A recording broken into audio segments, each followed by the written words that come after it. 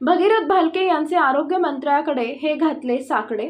पंढरपूर येथील भारत कृषी महोत्सव कार्यक्रमातून विठ्ठल सहकारी साखर कारखान्याचे माजी चेअरमन भगीरथ भालके यांनी मंगळवेढा तालुक्यातील पाणी प्रश्न सोडवण्यासाठी महाराष्ट्र राज्याचे आरोग्य मंत्री डॉक्टर तानाजी सावंत यांच्याकडे साकडे घातले।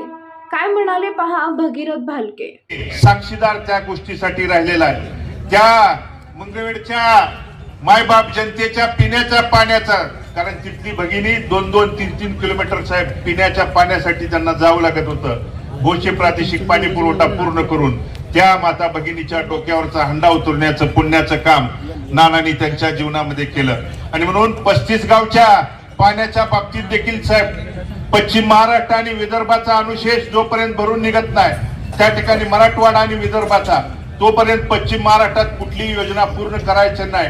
हा JR असताना साहेब 2014ला अथक प्रयत्नातून आपण त्या सगळ्या गोष्टीचे साक्षीदार आहेत। राज्यपालाकडून विशेष बाब म्हणून 35 गावचे त्या काळी विशेष मंजुरी म्हणून त्या ठिकाणी नानांनी पार पाडली आणि तो साहेब अंतिम टप्प्यात आहे। मुख्यमंत्री महोदयांच्या टेबलला त्या ठिकाणी मंजुरीसाठी आमच्या 35 गावचा पाण्याचा प्रश्न आहे साहेब। आपण मुख्यमंत्री साहेबांचे विश्वासू सहकार्यात आम्हाला आपल्या माध्यमातून साहेब मुख्यमंत्री साहेबांना साकडे घालायचं आहे की तो 35 गावच्या पाण्याचा प्रश्न त्या ठिकाणी पूर्ण झाल्यानंतर जे नानांनी तिथल्या जनतेला साहेब शब्द दिला होता की भले आपण दुष्काळात जन्मलो असलो तरी दुष्काळात मरायचं नाही म्हणून शेवटच्या श्वासापर्यंत त्या गोष्टीसाठी प्रयत्न केला होता आणि त्यांचं अधुरं राहिलेलं स्वप्न पूर्ण करण्याची जबाबदारी त्यांच्या रक्ताचा विचाराचा वारसदार म्हणून या वडीलधारी मायबाप जनतेचा आशीर्वाद घेऊन साहेब आम्ही त्या ठिकाणी पार पाडणार आहे। त्यासाठी आपला आशीर्वाद सहकार्य पाठिंब्याची साहेब आम्हाला त्या ठिकाणी गरज आहे। या पंढरपूर भागातल्या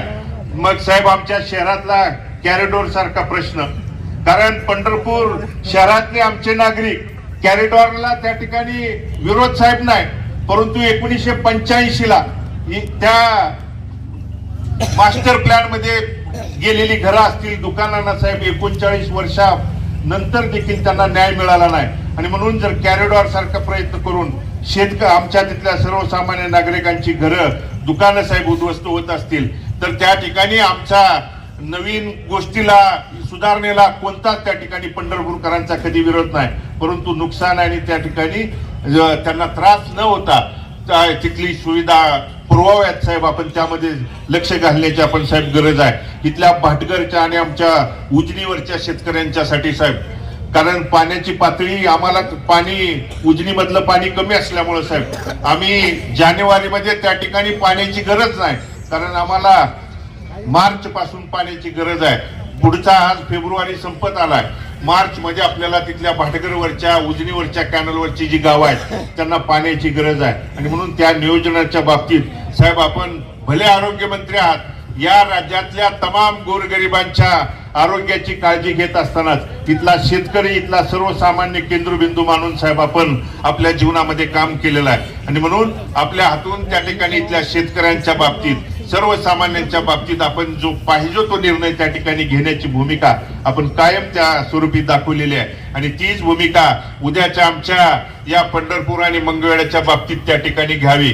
कारण साहेब हा आमचा परिवार स्वाभिमानी आणि त्या ठिकाणी सर्वांना सोबत घेऊन जात पात गट गटाच्या पलीकडे जाऊन त्या ठिकाणी एकत्रित गुन्ह्या गोविंदानं नांदणारा हा परिवार आहे आणि या परिवाराच्या पाठीशी साहेब तुमच्या आशीर्वादाची, तुमच्या पाठिंब्याची थाप त्या ठिकाणी पाठीवरती असल्यानंतर काम करण्यासाठी इथल्या संबंधित प्रशासकीय अधिकाऱ्यांच्याकडून त्या ठिकाणी आमच्या लोकांची कामं करण्यासाठी आम्हाला आपल्या त्या ठिकाणी आशीर्वादाची साहेब गरज आहे। आपण या त्या ठिकाणी साहेब 2 दिवसामध्ये आम्हाला हा वेळ देऊन आपला बहुमूल्य असा वेळ या भारत कृषी महोत्सवाच्या उद्घाटनासाठी, कारण हे पहिलं साहेब राज्यस्तरीय या ठिकाणी कृषी असेल, डेअरी, पशुपक्षी प्रदर्शन देखील आयोजित केलेलं आहे, ज्यामध्ये अनेक नामवंत ऍग्रिकल्चर, इंडस्ट्रियल, ऑटोमोबाईल, डेअरी एक्सपोच्या कंपन्या आज यामध्ये सहभागी झालेल्या आहेत। यामध्ये आपण विविध दुग्ध व्यवसायावरती चर्चासत्र असेल, ऊस पीक असेल, डाळिंब, द्राक्षावरती चर्चासत्राचं